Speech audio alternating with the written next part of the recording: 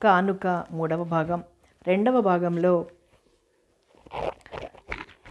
జానకి అత్త కూతురు పెళ్ళి ఆగిపోవడానికి పెళ్లి చూపుల్లో తను నచ్చానని చెప్పిన విషయం తెలుసుకుని చాలా బాధపడుతుంది. తిరిగి ఊరు వెళ్ళిపోవాలనుకుంటుంది. కానీ సూర్యం బ్రతిమాలడంతో ఆగిపోతుంది. ఇక దుర్గ క్రిస్టియన్ని పెళ్లి చేసుకుందని, తల్లి మంచం మీద పడిందని తెలుసుకొని దుర్గను బతిమాలి ఇంటికి తీసుకొచ్చి వాళ్ళిద్దరికీ పెళ్లి జరిపిస్తుంది జానకి. కథ కొనసాగుతుంది. తెల్లవారేసరికి తన గమ్యం చేరుకుంది ట్రైన్. స్టేషన్ వచ్చేలోగానే బర్త్ దిగి ముఖం అది కడుక్కొని నీట్గా తయారై బెడ్షీట్ పిల్లో సర్దేసి సూట్ కేస్ పట్టుకుని రెడీగా నిల్చుంది జానకి. రైలు వేగం తగ్గి మెల్లగా ప్లాట్ఫామ్లోకి వచ్చింది. కిటికీలోంచి చూస్తున్న జానకి మామయ్యకి బదులు విఠల్ బావ కనిపించాడు చెయ్యి ఊపుతూ. అతన్ని చూసి ఆశ్చర్యపోయింది జానకి. అతను గుర్తుపట్టలేనంతగా మారాడు. నీట్గా దొరబాబులా ఉన్నాడు. చిరునవ్వుతో చెయ్యి ఊపుతున్న అతన్ని చూసి ఓ క్షణం తెల్లబోయి వెంటనే తను ఊపుతూ గుమ్మంలోకి వచ్చి నిల్చుంది జానకి. ఇద్దరు స్టేషన్లోంచి బయటపడ్డారు. బావా, నువ్వొచ్చావేం? మామయ్య ఊళ్ళో లేడా? అంది జానకి అతనితో పాటు నడుస్తూ. ఏం, నేను రాకూడదా? చిరునవ్వుతో అన్నాడు విఠల్. అబ్బెబ్బే, నా ఉద్దేశం తడబడింది జానకి. ఆమె తడబాటు చూసిన విఠల్ పక్కున నవ్వాడు. కాదు జానీ, నాన్న ఊళ్ళోనే ఉన్నారు, కానీ బిజీ. ఎందుకో తెలుసా? ఈరోజు ఇందుకు పెళ్లి చూపులు. అందుకే అమ్మ నన్ను వెళ్ళమంది అన్నాడు విఠల్. ఇందుకు పెళ్లి చూపులా? బిత్తరపోయింది జానకి. ఆ పిల్ల భయం విఠల్కి అర్థమైంది. అదేం లేదు జానీ, నువ్వేం కంగారు పడకు. ఆ టైంకి నిన్ను పక్కింటికి పంపే ఏర్పాటు అమ్మ ఎప్పుడో చేసేసింది అదోలా అన్నాడు విఠల్. అతని మాటలకి తేలిగ్గా ఊపిరి పీల్చుకున్నా తనను బొమ్మలా దాచేస్తారని తలుచుకునేసరికి అవమానంతో జానకి ముఖం కందగడ్డలా అయిపోయింది. అయినా తనంతా అదుపులో పెట్టుకుని మౌనంగానే నడవసాగింది. జానీ, అలా ఉన్నావేం? ఆమె ముఖంలో మారిన భావాల్ని గమనించిన విఠల్ ఆదుర్దాగా అన్నాడు. మరేం లేదు బావా, కాస్త తలనొప్పి అంతే. ఇంటికెళ్ళి ఓ టాబ్లెట్ మింగితే అదే పోతుంది. జానీ, ఏమిటి బావా? మెల్లగా అంది జానకి. చిన్న రిక్వెస్టా? ఏమిటి బావోయ్ అది? జానకి గొంతులో కొంటెతనం చోటు చేసుకుంది. మరేం లేదు జానీ, అదిగో ఆ హోటల్కి వెళ్ళి కాస్త కాఫీ తాగి వద్దాం. ఇదే నా రిక్వెస్టు? జానకి నవ్వింది. ఇప్పటికిదే మరి. విఠల్ కూడా నవ్వాడు. జానకి ఈరోజు విఠల్ ప్రవర్తన వింతగా ఉంది. అతను ఎవరితోనూ ఎక్కువగా మాట్లాడాడు. ముఖ్యంగా తనతో ఇంత చనువుగా అస్సలు మాట్లాడాడు. ఎప్పుడూ లేంది చాలా ఉత్సాహంగా కనిపిస్తున్నాడు. నీ పెట్టెలో ఏముందో గానీ చచ్చే బరువుగా ఉంది, మొయ్యలేక చస్తున్నాను తమాషాగా అన్నాడు విఠల్. ఓ సారీ బావా, నేను పెట్టె సంగతే మర్చిపోయాను అంది జానకి. ఇద్దరు దగ్గరలో ఉన్న ఓ పెద్ద హోటల్లో ఓ మూల ఎవరూ లేని చోట కూర్చున్నారు. సర్వర్ మెనూ కార్డ్ అందించగానే జానీ, ఏం తీసుకుంటావు అన్నాడు విఠల్. నాకు కాఫీ చాలు బావా. నోనో, కాఫీ చాలదు. నిజం, నాకు ఆకలిగా లేదు బావా. ఓహ్, ఆకలిగా లేదా? ట్రైన్లో తెల్లవారిన తింటూ కూర్చున్నావా? అది కాదు బావా. ఇదిగో అమ్మాయి, నీ సంగతి నాకు తెలియదు కానీ నాకు మాత్రం ఆకలి దంచేస్తుంది. ఇంటి దగ్గర కూడా టిఫిన్ తినలేదు కనుక తప్పనిసరిగా తినాలి. కానీ ఈ మధ్య నేను నియమం పెట్టుకున్నాను, నేను ఒంటరిగా ఎక్కడా టిఫిన్ తినకూడదని. ఇప్పుడు నీ వల్ల నా వ్రతభంగం కాకూడదు. సో నువ్వు నేను తిన్నని రకాలు తినే తీరాలి. తప్పదు, ఓకే? విఠల్ అడిగిన తీరుకి నవ్వాగలేదు జానకి. భలే వాడివే, కానీ నీ పర్సు ఎంత బరువుందో తేల్చేద్దాం ఉత్సాహంగా అంది. That's good. 2 మసాలా దోశ, 2 ఇడ్లీ, 2 మైసూర్ బజ్జీ. ఇంకా అతని మాట పూర్తి కానేలేదు. బావా, ఇవన్నీ తినడానికే? కంగారుగా అంది జానకి. పారేయడానికి వెక్కిరింపు గాని మళ్ళీ సర్వర్ వైపు తిరిగి ఇవి చాలే ఓయ్ అన్నాడు విఠల్. కాసేపు దుర్గ పెళ్లి కబుర్లు చెప్పింది జానకి. రామచంద్రం మామయ్య చేసిన ఫార్సు చెప్పి నవ్వించింది. 2 మోచేతులు ఎదురు టేబుల్ మీద ఆంచి 2 అరచేతులు చెంపకి చేర్చి జానకి చెప్పేవన్నీ శ్రద్ధగా వింటున్నాడు Vithal. Server tiffin plates table మీద పెట్టాడు. ప్లేట్స్ ఆమెకు అందేలా తోసి తిను అన్నాడు విఠల్ తను తినడానికి ఉపక్రమిస్తూ. ఇద్దరూ తినడం ప్రారంభించారు. విఠల్ ముఖం చూసిన జానకి అతను తనతో ఏదో చెప్పాలని ఆరాటపడుతున్నాడని, కానీ కాస్త వెనకాడుతున్నాడని అనిపించింది. ఏమై ఉంటుందబ్బా అనుకుంటూ ఆలోచనలో పడింది. టిఫిన్ తినడం పూర్తయ్యాక కాఫీకి ఆర్డర్ చేసి జానీ అన్నాడు హఠాత్తుగా విఠల్. ఏమిటి బావా? పరిశీలనగా అతని కేసి చూస్తూ అంది జానకి. జానీ, నీతో కాసేపు మాట్లాడాలి, ఎలాంటి ఉపోద్ఘాతము లేకుండానే అన్నాడు విఠల్. నాతోనా? అవును. ఇందాకటి నుంచి మాట్లాడుతూనే ఉన్నావుగా, నవ్వుతూ అంది జానకి. విఠల్ నవ్వలేదు. అది కాదు జానీ, నేనిప్పుడు మాట్లాడబోయేది లోకాభిరామాయణం కాదు, నా జీవితానికి సంబంధించింది సీరియస్గా అన్నాడు. జీవితానికి సంబంధించిందా? తుళ్ళిపడింది జానకి. ఎందుకో కాస్త కంగారుగా కూడా తోచింది. ఏం, ఈ పిచ్చివాడికో జీవితము, ఆ జీవితానికో ఆలోచన అనుకుంటున్నావా? చచ్చా, అలా ఎందుకు అనుకుంటాను బావా? అయినా నిన్ను పిచ్చివాడన్నది ఎవరు? ఎన్నడూ లేంది నాతో ఇంత క్లోజ్గా మాట్లాడుతుంటే కాస్త వింతగా అనిపించింది. అంతేగాని నువ్వు పిచ్చివాడివని, నీకో మనసు ఉండకూడదని ఈ జానకి ఏనాడు అనుకోలేదు, అనుకోదు కూడా, మనస్ఫూర్తిగా అంది జానకి. థ్యాంక్స్. అయితే నేను చెప్పేది జాగ్రత్తగా విని నీ అభిప్రాయం తెలియచెయ్యి. అలాగే చెప్పు. అతని మాటలు వినడానికి సిద్ధంగా ఉన్నట్టు మౌనంగా కూర్చుంది జానకి. అతను ఏం అడుగుతాడో అని ఆమె మనసులో గుంజాటనగానే ఉంది. నా గురించి నీకు చిన్నప్పటి నుంచి తెలుసు, అవునా? విఠల్ మెల్లగా అన్నాడు. అవును, మనం మేనత్త మేనమామ పిల్లలం. కానీ నా మనసులోని మాట నీకు తెలియదు. ఓ, ఏమిటా మాట? నాలుక తడారిపోతుంటే బింకంగా అంది జానకి. ఎందుకో విఠల్ ముఖం చూస్తుంటే భయంగా ఉందామెకి. నేను అతని మాట పూర్తి కానేలేదు. హలో విఠల్, నువ్వు ఒంటరిగా వచ్చావా? అన్యాయం రా, రమ్మంటే నేను రాను. ఏమిట్రా అలా బిగుసుకుపోయావు? సారీ, రాకూడని సమయంలో వచ్చానా? విఠల్కి ఎదురుగా కూర్చున్న జానకిని చూస్తూ అంటున్న జేమ్స్ మాటలకి తుళ్ళిపడ్డాడు విఠల్. సారీ, అదేం కాదురా, ఏదో ఆలోచిస్తున్నాను. అదిగో తను జానకి, మా అత్త కూతురు. ఊరు నుంచి వస్తే తీసుకెళ్ళడానికి స్టేషన్కి వచ్చి కాస్త కాఫీ తాగిపోదామని ఇలా వచ్చాం. ఇదిగో ఇతను జేమ్స్, నా ప్రాణ స్నేహితుడు. ఒకరిని ఒకరికి పరిచయం చేశారు. ఓ సారీ, నీ వాలకం చూసి కంగారు పడిపోయాను, నవ్వేశాడు జేమ్స్. ముగ్గురు కాఫీలు తాగారు. ఇంక లేద్దామా? మెల్లగా అన్నాడు విఠల్, ఎలాగైనా జేమ్స్ని పంపెయ్యాలనే ఉద్దేశంతో. ఓ పదండి, ఇంటికేనా? బయటికి దారి తీస్తూ అన్నాడు జేమ్స్. ఆ ఇంటికే, పరధ్యానంగా అన్నాడు విఠల్. అయితే పదండి, కారులో డ్రాప్ చేస్తాను.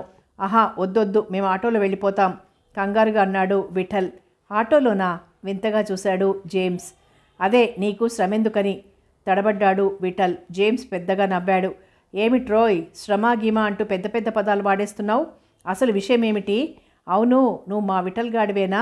ఆహా, మరేం కాదులే, కొత్తగా మాట్లాడుతుంటేనో. పోరా, నవ్వబోయాడు విఠల్. పోతాన్రా, కానీ జానకి గారు మీరు చెప్పండి, వీడిలో ఏదో పెద్ద మార్పు కనిపించటం లేదు.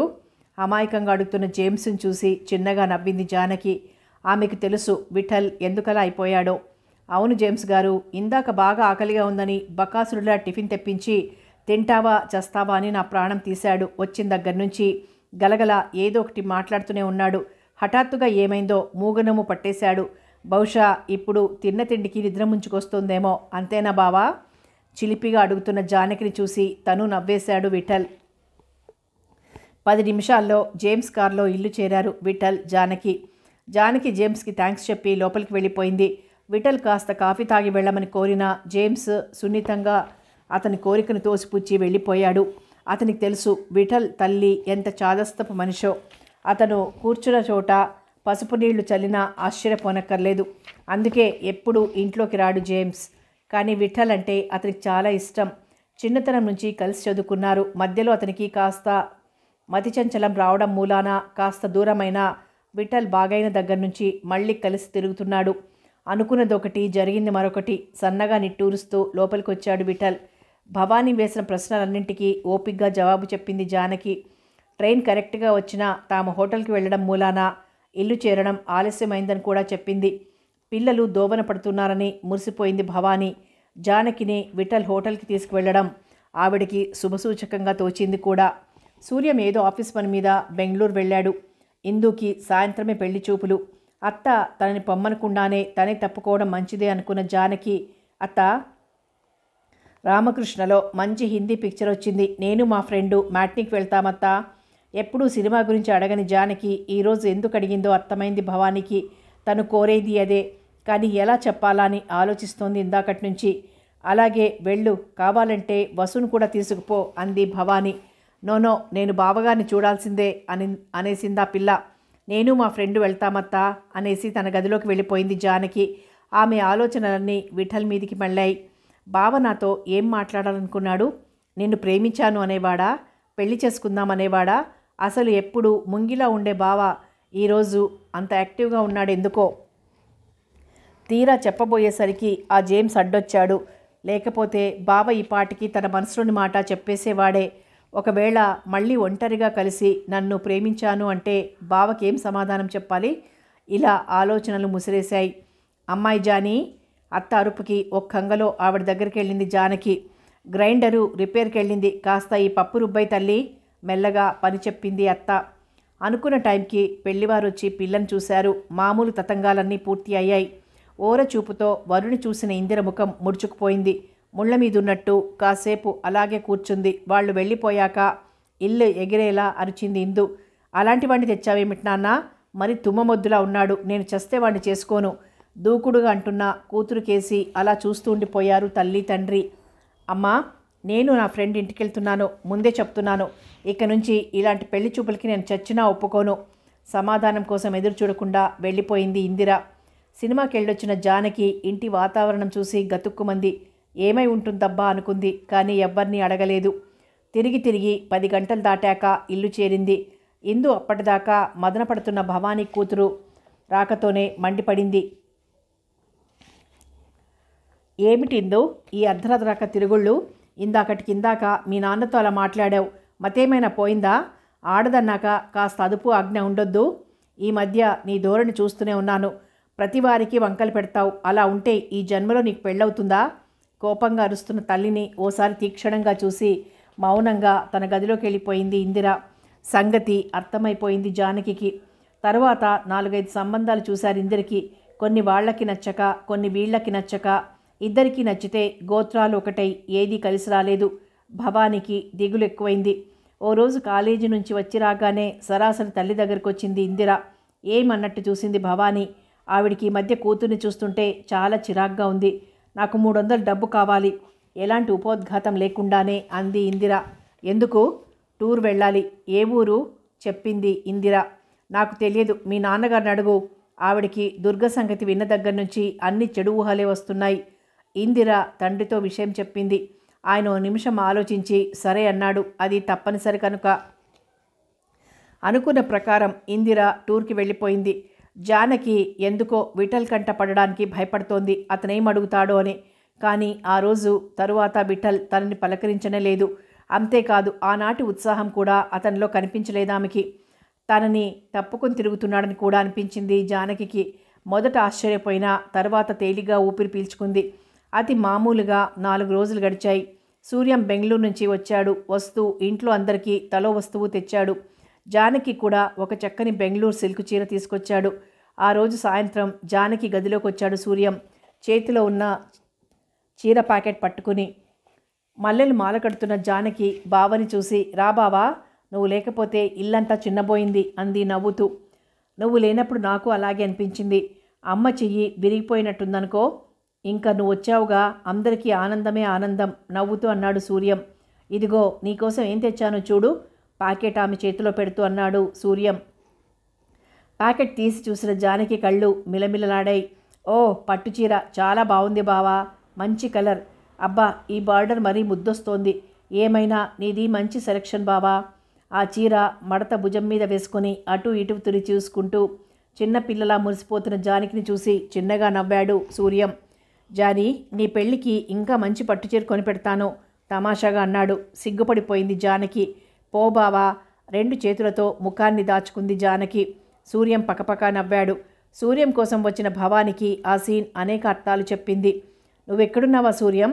నీకోసం ఇల్లంతా గాలిస్తున్నాను. ఆ చీరేమిటి జానీ అంది ఏమీ తెలియనట్టు.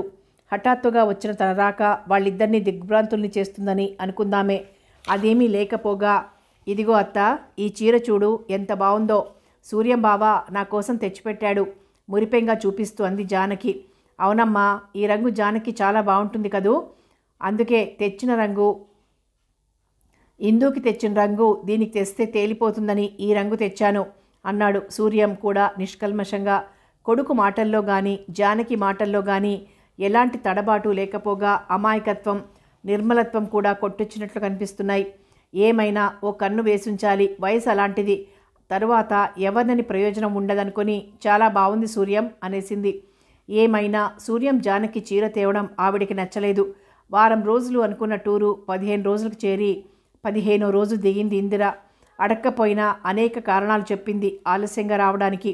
ఆ టూర్కి చదువుకి ఏ సంబంధం లేదని, కాలేజీలో అందరూ వెళ్ళలేదని, కొంతమంది మాత్రమే విహారయాత్ర చేసి వచ్చారని తెలిసినా నోరు విప్పలేదు కామేశం. ఆయన ఆలోచనల్లా ఆ పిల్లకి ఎంత తొందరగా పెళ్లి చేసి పంపితే అంత మంచిదని. ఒకరోజు మధ్యాహ్నం ఇందు వాళ్ళ కాలేజీ నుంచి ఫోన్ వచ్చింది కామేశానికి, అర్జెంటుగా ఓసారి ప్రిన్సిపాల్ని కలవమని. ఎప్పుడూ లేనిది ఇప్పుడు కబురు చేశాడేమిటి ప్రిన్సిపాల్ అనుకుంటూ వెంటనే బయలుదేరాడు కామేశం. కాలేజీ ఆవరణలో జరిగే గొడవ చూడగానే అతని గుండె జల్లుమంది. ప్రిన్సిపాల్ గది ముందు స్టూడెంట్స్ గుంపులు గుంపులుగా నిల్చుని Indira down down, Indira down down అంటూ అరుస్తున్నారు. బిత్తరపోయిన కామేశం వాళ్ళని తప్పించుకొని ప్రిన్సిపాల్ రూమ్లోకి అడుగుపెట్టాడు. ఆయన కామేశాన్ని కూర్చోబెట్టి విషయాన్ని మెల్లిగా వివరించాడు. ఉదయం కాలేజీకి వస్తూ ఆ కాలేజీ అబ్బాయిలే ఇద్దరు ఏదో కూనిరాగం తీసుకుంటూ వెళ్తున్నారు. అది కొత్త సినిమాలో హీరో పాడిన ప్రేమ పాట. ఆ పాట తమని చూసే పాడారని వారికి కాస్త దూరంలో ఇందిరతో పాటే నడుస్తున్న ఓ పిల్ల అనుమానం. ఆ విషయమే ఇందిర చెవిలో ఊదింది. ఎంత ధైర్యం, ఉండు వీళ్ళ పని చెప్దాం అని చరచర ఆ స్టూడెంట్స్ ముందుకొచ్చి, ఏం మిస్టర్, చదువుకోవడానికి కాలేజీకి ఎడుతూ నడి రోడ్డు మీద అమ్మాయిల్ని చూసి పాటలు పాడడానికి మీకు సిగ్గులేదు అంది తీక్షణంగా. బిత్తరపోయిన ఆ స్టూడెంట్సు వెంటనే తేరుకుని, సారీ, మిమ్మల్ని చూసి పాడలేదండి, అసలు మిమ్మల్ని చూడనైనా లేదు మేము అన్నాడు మెల్లగా. అబద్ధాలు ఆడకండి, మమ్మల్ని చూసే కదూ మీరు ఆ పాట పాడింది కళ్ళెర చేసింది ఇందిర. సారీ మేడం, నిజంగా మిమ్మల్ని చూసి కాదు, రాత్రి కొత్త సినిమా చూసి ఏదో పరధ్యానంగా పాడామంతే ఓపిగ్గా నచ్చజెప్పబోయాడతను. నో, మీరు మమ్మల్ని చూసి అలా పాడారు. ఆడపిల్లలు కనిపిస్తే చాలు ఒళ్ళు తెలియదు. కయ్యానికి దిగింది ఇందిర. అవునండి, మిమ్మల్ని చూసే పాడాం, మళ్ళీ పాడతాం కూడా, ఏం చేస్తారో చేసుకోండి సహనం నశించిన రెండో అతను దూకుడుగా అన్నాడు. ఇందిర మండిపడింది. రాస్కెల్, నీకు అక్క చెల్లెళ్ళు లేరు అని అరిచింది. సారీ మేడం, నాకు అక్క చెల్లెళ్ళు ఉన్నారు, కానీ లేనిదల్లా చిలిపిగా చూస్తూ ఆగిపోయాడతను. ఇందిరికి కోపంతో ఒళ్ళు తెలియలేదు. ముందు వెనకలు చూడకుండా అతని దగ్గరగా వెళ్ళి కాలర్ పట్టుకుని చెంప మీద బలంగా కొట్టింది. ఆ పరిస్థితికి ఎదురు చూడని కుర్రాళ్ళు నిర్ఘాంతపోయి తేరుకునేసరికి అమ్మాయిలిద్దరూ వెళ్ళిపోయారు. ఆ సంఘర్షణ పరిణామమే ఇప్పుడు జరుగుతున్న దృశ్యం. సారీ కామేశం గారు, ఈ మధ్య మీ అమ్మాయి ప్రవర్తన ఏం బాగుండడం లేదు. అందరితోనూ తగువులే. మగపిల్లల్ని ఏడ్పించడం ఆమెకి సరదా. మగపిల్లలు ఓ ప్రవాహం లాంటివారు. వారితో పంతాలకి పోతే ఆ ప్రవాహంలో పడి కొట్టుకుపోతారే తప్ప వారిని ఆపలేరు. ఆ తరువాత ఏమనుకున్నా ప్రయోజనం ఉండదు. ఆ పైన మీ ఇష్టం. ప్రస్తుతం మిమ్మల్ని పిలిచిన కారణం ఏమిటో తెలుసా మెల్లగా అన్నాడు ప్రిన్సిపాల్. చెప్పండి అన్నాడు కామేశం. అతని ముఖం అవమానంతో పాలిపోయింది. మీ అమ్మాయి ఆ స్టూడెంట్స్కి క్షమార్పణ చెప్పాలి. నేను మెల్లిగా చెప్పి చూశాను, ససేమిరా చెప్పను అంది. చెప్పకపోతే ఇది చాలా దూరం వెళ్లేలా ఉంది. అందుకే మిమ్మల్ని పిలిపించాను ముగించాడు ప్రిన్సిపాల్. కామేశానికంతా అయోమయంగా ఉంది. ఇందిరికి ఇటీవల మొండితనం నేర్చుకుందనుకున్నాడే తప్ప బయట కూడా ఇంత సాహసాలు చేస్తుందని ఆయన ఊహించనైనా లేదు. ఓసారి పక్కగా నిల్చున్న ఇందిరకేసి చూశాడు. తండ్రి కళ్ళల్లో రగులుతున్న నిప్పుని చూసి గతుక్కుమంది ఇందిర. ఇందు, వాళ్ళిద్దరికి క్షమార్పణ చెప్పు శాంతంగా అన్నాడు కామేశం. నో, వాళ్లే చెప్పాలి నాకు క్షమార్పణ దూకుడుగా అంది ఇందిర. ముందు వారికి క్షమార్పణ చెప్పు. ఈసారి అతని స్వరం ఆజ్ఞాపిస్తున్నట్టుంది. నాన్న, అసలు ఏదో చెప్పబోయింది Indira. Don't argue with me, you first tell them sorry కఠినంగా అన్నాడు కామేశం. అది కాదు నాన్న, మరి షటప్ అరిచాడు కామేశం. తండ్రి కేసి చూసిన ఇందిర వణికిపోయింది. తండ్రి ముఖంలో అంత కోపం తను పుట్టాక చూడలేదు. చెప్పు మళ్ళీ అన్నాడు కామేశం. గత్యంతరం లేని ఇందిర బయటకొచ్చి సారీ, ఐఎమ్ సో సారీ అనేసింది గుడ్లలో నీరు కుక్కుకుంటూ. క్షమించండి బాబు, ఈరోజు నేను ఇలా రావాల్సి వచ్చినందుకు సిగ్గుపడుతున్నాను. మా అమ్మాయి చర్యకి నేను క్షమించమని వేడుకుంటున్నాను. ఇది ఆడపిల్లల అహంభావం మాత్రమే కాదు, అమాయకత్వం కూడా. కాకుంటే స్నేహితురాలి మాట మీద ఇంత సాహసం చేస్తుందా? ఆ స్నేహితురాలే ముఖం చాటేస్తే నిజం గ్రహించకుండా ఉంటుందా? అందుకే అంతా మర్చిపోండి ప్లీజ్. రెండు చేతులు జోడించాడు కామేశం. విద్యార్థులు కూడా సారీ చెప్పుకుని వెళ్ళిపోయారు. ప్రిన్సిపాల్కి కూడా క్షమార్పణలు చెప్పుకొని కూతురుతో కారెక్కాడు కామేశం. దారిలో ఒక్క మాట కూడా మాట్లాడలేదతను. ఇందిర ముఖం అవమానంతోనూ భయంతోనూ కందిపోయింది. ఇంటికెళ్ళాక తండ్రి విధించే శిక్ష ఎలా ఉంటుందో తలుచుకుంటేనే ఒళ్ళంతా చెమటలు పట్టేస్తోంది.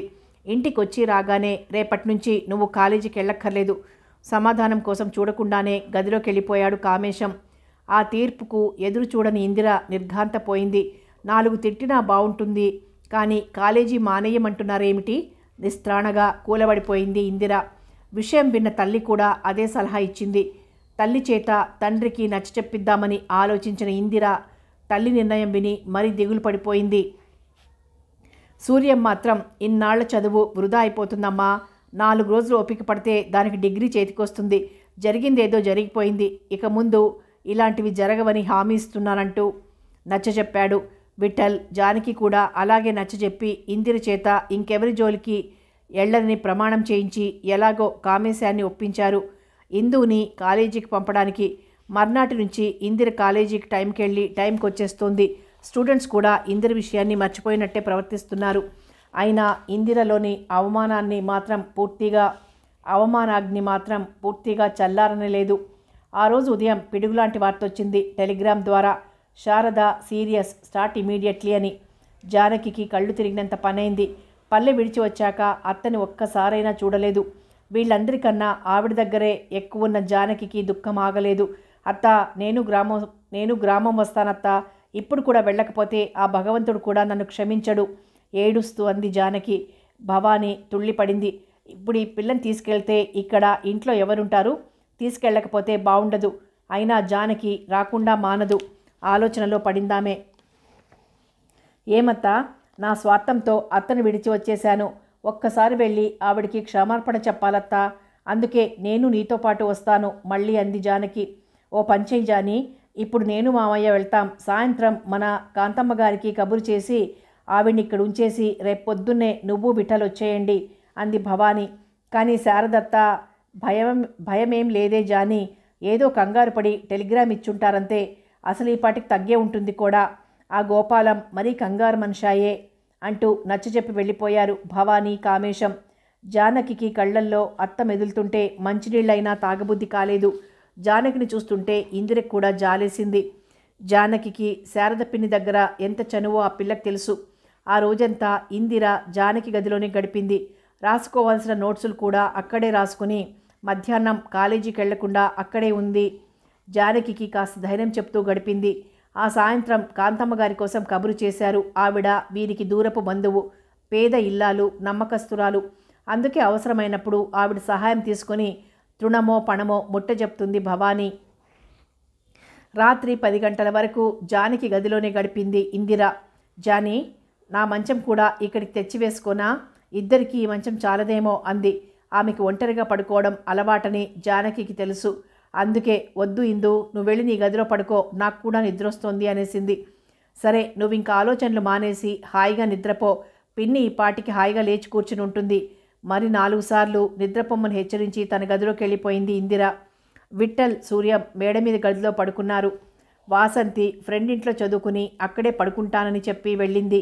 పుస్తకం చేత్తో పట్టుకుని చదవడానికి ప్రయత్నించి విఫలమైంది జానకి. ఎదురింటి కుర్రాడు నిద్ర కళ్ళతోనే పద్యం బట్టి పడుతున్నాడు. జానకి గది వీధి మీద ఉంటుంది కనుక స్పష్టంగా వినిపిస్తోంది. అబ్బా, ఎంత ఆలోచించి రాశాడు కవి. తామర తూడు యొక్క దారం కన్నా, చిన్న కణము కన్నా, దూది కన్నా, భూమిపై ఎగిరే ధూళి కన్నా కూడా తల్లి లేని బిడ్డ తేలిక సుమ. అదే అతని మాటలో ఎంత సత్యముంది. ఒకవేళ శారదత్తకేమైనా జరిగితే, మామయ్య మళ్ళీ మరో ఆవిడ్ని పెళ్లి చేసుకుంటే, ఆవిడ పిల్లల్ని సరిగ్గా చూడకపోతే, బాబిగాడు వాళ్ళు దిక్కులేనట్టు. అమ్మో, గుండె జల్లుమంది జానకి. తన ఆలోచనలని అదుపులో పెట్టుకోవాలని ప్రయత్నిస్తూనే నిద్రాదేవి కౌగిట్లోకి ఒదిగిపోయింది. గాఢ నిద్రలో ఉన్న జానకి తుళ్ళిపడి లేచింది. అంటుకుపోతున్న కనురెప్పల్ని బలవంతంగా తెరుస్తూ గదంతా కలియజూసింది. అంతటా గాఢాంధకారం. బెడ్లైట్ ఏమైంది? కరెంట్ పోలేదే, ఫ్యాన్ తిరుగుతూనే ఉంది. ఎందుకో జానకి వెన్నులోంచి భయం తన్నుకొచ్చింది. కారణం తెలియకుండానే ఆమె ఒళ్ళంతా చెమటలు పట్టేస్తోంది. మెల్లగా లేచి లైట్ వేద్దామని లేవబోయిన జానకి తన మంచం మీద మరో వ్యక్తి ఉన్నట్టు తోచి భయంతో వణికిపోతూ కెవ్వు నరిచింది. కానీ ఆమె అరుపులు పైకి రాకుండా 2 బలమైన చేతులు ఆమె నోరు నొక్కివేశాయి. ఆ చేతులు ఒక పురుషుడివి అని గ్రహించడానికి ఎక్కువసేపు పట్టలేదు జానకికి. 17 ఏళ్ల ఆ పిల్లకి విషయం అర్థమైంది. తనని ఎవరో అమ్మో ఆ చేతుల్లోంచి తప్పుకోవాలని విశ్వ ప్రయత్నం చేసింది జానకి. కానీ అవి ఉక్కు హస్తాల్లా బిగుసుకుపోయాయి. ఎడమ చేత్తో ఆమెను పూర్తిగా చుట్టేసి ఆ చేత్తోనే ఆమె నోటిని గట్టిగా మూసి కుడి చేత్తో 2 చేతులు బిగించి పట్టుకొని జానకి మెడ, నుదురు అందిన చోటల్లా పెదవులతో ముద్రలు వేస్తున్నాడు. కాళ్ళు చేతులు గింజుకుంటూ అతని ముఖమంతా గోళ్లతో రక్కిన అతగాడు తన పట్టు సడలించలేదు. బయట కీచురాల శబ్దం భయంకరంగా వినిపిస్తోంది. జానకికి పుట్టెడు దుఃఖం ముంచుకొచ్చింది. తను కొల్చే దేవతలనందరినీ వేడుకుంది ఈ ఆపద నుంచి కాపాడమని. ద్రౌపదిని కాపాడిన శ్రీకృష్ణ పరమాత్మలా ఎవరైనా వచ్చి రక్షిస్తారేమో అని కొండంత ఆశతో ఎదురుచూసింది. పురాణాలన్నీ తెలిసిన జానకి ఏ దేవుడు రాలేదు. అతన్నే బ్రతిమాలాలని, కాళ్ళు పట్టుకుని వదిలేయమని ప్రార్థించాలని ఎంతగానో ప్రయత్నించింది. కానీ కబంధ హస్తాలంటే ఆ చేతులను మాత్రం సడలించలేకపోయింది. నోరు తెరవలేకపోయింది. కానీ చేతులకి అందినంత వరకు రక్కుతూనే ఉంది. పోరాడి అలసిపోయిన ఆమె అవయవాలు ఇంకా మా వల్ల కాదన్నట్టు నిర్జీవమైపోయాయి. చేతిగాజులు ముక్కలై గలగలమంటూ కింద రాలిపోయాయి. జుట్టంతా చిందరవందరైపోయింది. ఒళ్ళంతా చెమటతో తడిసి ముద్దైపోయింది. ఆమెలోని నిస్సహాయత అతనిలోని బలాన్ని పెంచింది. క్షణాలు గడిచాయి. ప్రతి స్త్రీ ఏది తన ప్రాణం కన్నా మిన్నగా చూసుకుంటుందో, ప్రతి కన్య తొలి రాత్రి తన భర్తకి ఏకాంత సమయంలో పరవశంగా ఏ కానుకనైతే ఇవ్వాలనుకుంటుందో అదే ఆ అమూల్యమైన శీలం అమానుషంగా, అన్యాయంగా దోచబడింది. ఏ దేవత జానకి మొర ఆలకించలేదు. ఏ దైవము ఆమె శీలరక్షణ కోసం రాలేదు. ఏ పుణ్యము ఆమె ఆపదకు అడ్డుపడలేదు. ఆవేశం చల్లారిన ఆ వ్యక్తి విజయ గర్వంతో మంచం దిగాడు.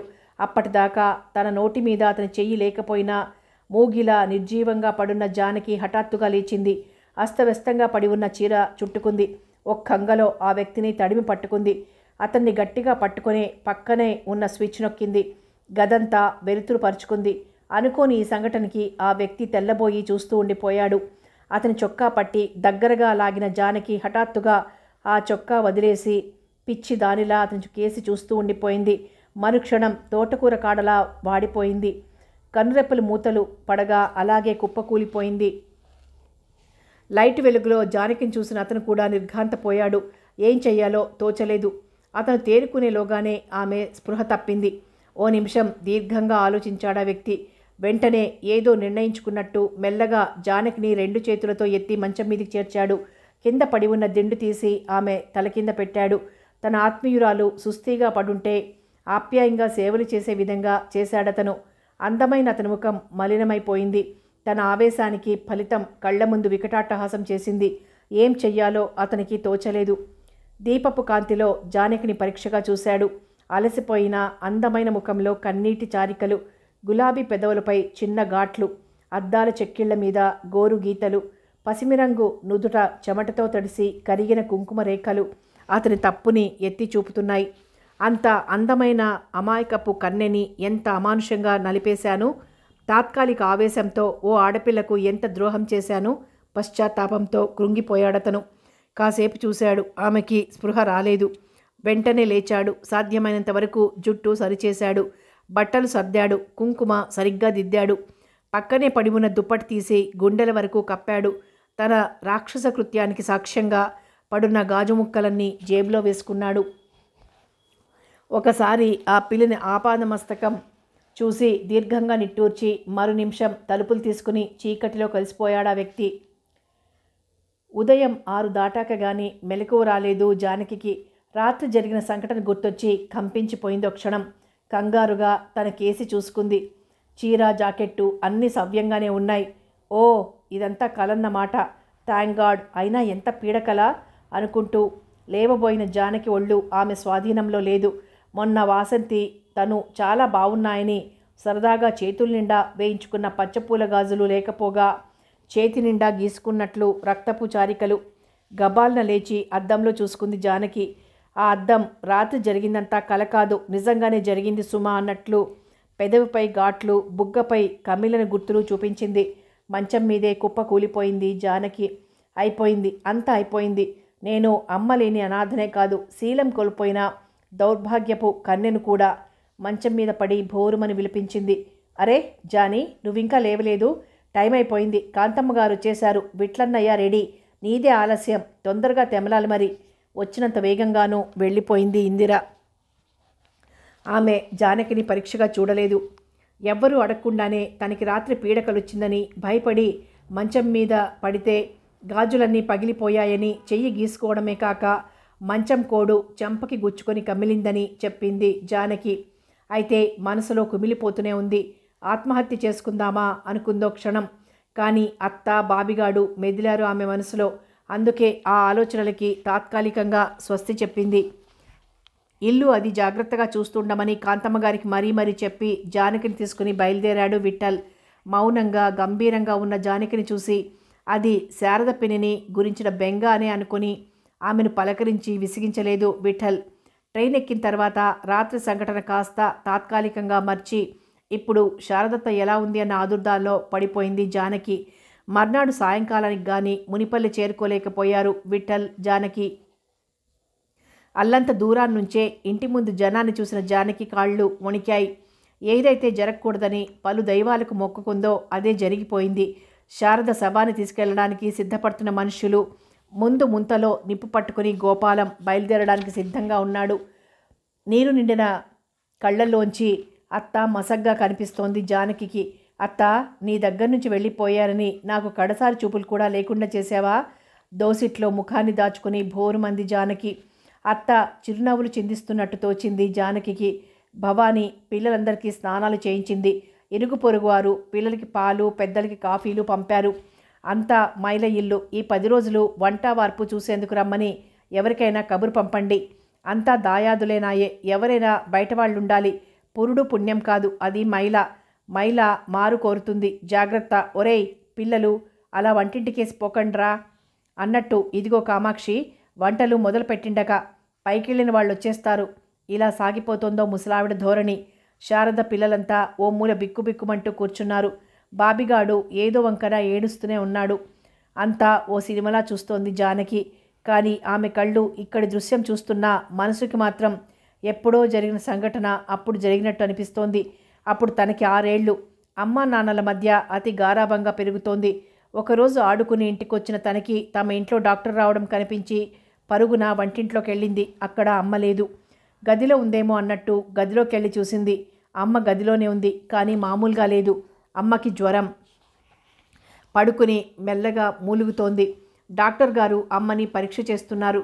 పొద్దున కూడా తనకి పాలు కలిపించి స్నానం చేయించిన అమ్మ ఇలా పడుకుని మూలుగుతుంటే బిక్క చచ్చిపోయి ఓ మూల నిల్చొని చూస్తోంది తను. డాక్టర్ గారు ఆయన వెనక నాన్న బయటకెళ్ళిపోయారు. వెంటనే తన అమ్మ దగ్గరికి చేరింది. నీరసించిన ముఖంతో అమ్మ చిన్నగా నవ్వి చేతులు చాచింది. అమ్మ చేతుల్లో వాలిన తను, అమ్మా ఏమైంది అంది ఆదుర్దాగా. ఏం లేదమ్మా, కాస్త జ్వరం వచ్చిందంతే, రేపటికల్లా తగ్గిపోతుందిగా తన ముంగురులు సవరిస్తూ అంది అమ్మ. అమ్మ మాటలకి తేరుకున్న తను చటుక్కున అమ్మ దగ్గర నుంచి లేచి ఆటల్లో పడిపోయింది. మర్నాడు కూడా అమ్మకి జ్వరం తగ్గలేదు. ఊరు నుంచి అమ్మమ్మ, తాతయ్య, మామయ్యలు, అత్తలు అంతా వచ్చేశారు. వాళ్ళు వచ్చిన కారణం అంతగా తెలియకపోయినా పిల్లలతో ఆడుకోవచ్చని తెగ మురిసిపోయింది తను. 3 రోజులు గడిచిపోయాయి. అమ్మకి జ్వరం ఎక్కువైపోయింది. అందరూ కంగారు పడిపోతున్నారు. అమ్మమ్మ ఏడుస్తోంది. తనకేమిటో దిగులుగా ఉంది. డాక్టర్ గారు, మా అమ్మకి జ్వరం తగ్గదా అంది తనే డాక్టర్ గారు అమ్మని చూస్తుంటే. ఆయన ఒక క్షణం తడబడ్డాడు. కానీ వెంటనే తేరుకొని, లేదమ్మా, మీ అమ్మగారికి తగ్గిపోతుంది, తప్పకుండా తగ్గిపోతుంది అన్నాడు. తల్లి పాలిపోయిన బుగ్గల్ని తన చిన్ని చేతులతో నిమురుతుంటే అమ్మమ్మ కూడా తనని దగ్గరికి తీసుకుని భోరుమంది. తను బిత్తరపోయింది. తాతయ్య తనని దూరంగా తీసుకెళ్ళి, అమ్మా జానీ, నువ్వు వెళ్ళి సూర్యం బావ వాళ్ళతో ఆడుకో, అమ్మకేం పర్వాలేదు అంటూ పంపేశాడు. పిల్లలందరం కలిసి దొడ్లో ఆడుకుంటుంటే వరండాలోంచి గొల్లున ఏడ్పులు వినిపించి పరుగున వచ్చి తొంగి చూసింది. అమ్మ మంచం మీద లేదు, కింద చాప మీద పడుకుని ఉంది. అమ్మ మీద పడి ఏడుస్తోంది. నాన్న, తాతయ్య, మామయ్యలు, అత్తలు అందరూ మౌనంగా కళ్ళు తుడుచుకుంటున్నారు. మెల్లగా పక్కింటి మామయ్య గారిని అడిగింది అమ్మకి ఏమైందని. ఆయన కళ్ళు తుడుచుకొని, ఏం కాలేదమ్మా, నిద్రపోతోందంతే, నువ్వు వెళ్ళి ఆడుకో అంటూ బయటికి పంపేశాడు. అందరూ అలా ఏడుస్తుంటే తనకి భయమేసి మళ్ళీ ఆడుకోవడానికి వెళ్ళిపోయింది. విఠల్, సూర్యం తన కేసి జాలిగా చూశారు. జానీ, మీ అమ్మ సూర్య మాట పూర్తి కాకుండానే మా అమ్మ హాయిగా నిద్రపోతోంది. పొద్దున్నుంచి అలా మూలిగిందా, ఇప్పుడు చూడు ఎంచక్కా నిద్రపోతోంది. అమ్మ చచ్చిపోయిందని తెలియని తనంది. నిద్రపోవడం కాదు జానీ, మీ అమ్మ చచ్చిపోయింది అన్నాడు సూర్యం. సూర్యం బావా, కోపంగా అంది తను. నిజమే జానీ, మీ అమ్మ చచ్చిపోయింది. కావాలంటే వెళ్ళి చూడు, మీ అమ్మ ఇంకా లేవదు, మాట్లాడదు. చచ్చిపోవడం అంటే దిగులుగా అడిగింది తను. అబ్బా, నీకేం తెలియదు. శ్మశానానికి తీసుకెళ్ళి అక్కడ వాళ్ళని నిప్పు పెట్టి కాల్చేస్తారు. నిజం, మా ఫ్రెండ్ చెప్పాడు, వివరించాడు సూర్యం బావ. కెవ్వున అరిచింది తను. అమ్మా అంటూ ఒక్క పరుగున వెళ్ళి అమ్మ మీద పడిపోయింది తను. అనుకోని ఈ సంఘటనకి బిత్తరపోయారంతా. గోపాలం మామయ్య తనని ఎత్తుకొని అవతలికి తీసుకెళ్ళి ఎన్నో అనునయ వాక్యాలు పలికాడు. అయినా తన కడుపులోని మంట చల్లారలేదు. మనసంతా ఒకటే ఆలోచన. అమ్మ ఇంకా లేవదు. తనకి స్నానం చేయించి అన్నం పెట్టదు. తనకి జ్వరం వస్తే తెల్లవార్లు పక్కలో కూర్చొని ఆప్యాయంగా ఒళ్ళు నిమరదు. పీడకలు వచ్చి భయపడితే విభూది పెట్టి కౌగిట్లోకి తీసుకుని ఆంజనేయ దండకం చదవదు. ఎలా పోనీ ఇవన్నీ చేయకపోయినా పర్వాలేదు, కానీ అమ్మని చూడకుండా ఉండగలదా? పైగా అమ్మని నిప్పులో కాల్చేస్తారట. అమ్మో! దుఃఖంతో ఒళ్ళు తెలియక జుట్టంతా పీక్కుంది. అరిచి గోల పెట్టింది. కింద పడి దొర్లింది. మా అమ్మని కాల్చడానికి మీరెవరు అంటూ మండిపడింది. అయినా ఎవ్వరూ మాట్లాడలేదు. మీ అమ్మని కాల్చం అని అభయం ఇవ్వలేదు. అందుకే మరీ కోపం వచ్చింది తనకి. తనకలా చెప్పినందుకు సూర్యాన్ని 4 తిట్టారు. అమ్మ తను పెద్దయ్యేసరికి మళ్ళా తన దగ్గరకు వచ్చేస్తుందని గట్టిగా చెప్పాడు గోపాలం మామయ్య. ఏడ్చి అలసి నిద్రపోయిన తను పెద్దగా వినిపించిన ఏడ్పులకు తుళ్ళిపడి కంగారుగా వరండాలోకి వచ్చి చూసింది. అక్కడ అమ్మ లేదు. వెంటనే వీధిలోకి వచ్చి పడింది. అక్కడ అమ్మ అంతిమయాత్రకి సిద్ధమవుతోంది. ముఖమంతా పసుపు కుంకుమలతో కళకళలాడుతోంది. తను దొడ్లో అమ్మ వేసిన బంతి చామంతి మొక్కలకి విరగబూసిన పూలన్నీ రేకులుగా మారి అమ్మ శవం చుట్టూ శవం మీద పడి ఆ పరిసరాల్లో ఇసుకను దాచేశాయి. అమ్మను చూస్తున్న తనకి దుఃఖం ఆగలేదు. అమ్మ అంటూ అమ్మ దగ్గరికి పరిగెత్తింది. మధ్యలో పెద్ద మామయ్య పట్టి ఆపేశాడు. ఆయన చేతుల్లోంచి గింజుకుంటూ, వదులు, నాకు మా అమ్మ కావాలి అని అరుస్తుండగానే అమ్మ శవం ఊరికి ఉత్తరంగా సాగింది. తనని అత్తకు అప్పజెప్పేసి మామయ్య కూడా శవం వెళ్ళిన వైపు వెళ్ళిపోయాడు. అయ్యో అమ్మా, నన్నొదిలి వెళ్ళకమ్మా, నీతో నేను వచ్చేస్తాను, నన్ను తీసుకెళ్ళమ్మా, అమ్మా, నేను అక్కడ కాల్చేస్తారమ్మా, వెళ్ళకమ్మా. అలా సాగుతున్న తన నోరు మూసేసి అమ్మ మంచం కొడుకేసి తల కొట్టుకుంటూ ఏడుస్తోంది. ఆ తరువాత అమ్మలేని ఆ ఇంట ఉండలేక ఉంది. తరువాత అలవాటైపోయింది. ఆ పైన సవత్తల్లి పోరు కూడా అలవాటైంది. నిజంగా జీవితం ఎంత చిత్రమైంది. అమ్మ లేనిదే ఎలా బ్రతకగలను అనుకున్న తను అమ్మమ్మ లేకపోయినా హాయిగా బ్రతికేస్తోంది. పిచ్చి భ్రమ గాని, ఎవరి కోసం ఎవరు పోతారు? అంతా శ్మశాన వైరాగ్యం. గడప నానుకొని గతంలోకి జారిపోయిన జానకి కళ్ళ వెంబడి ధారాపాతంగా కన్నీరు ప్రవహిస్తోంది. పసితనంలోని చాలా విషయాలు మర్చిపోయినా ఆ విషయాలన్నీ మొన్న జరిగినట్టున్నాయి జానకి. కళ్ళు తుడుచుకొని మంచం మీద వాలిపోయింది. కథ కొనసాగుతుంది.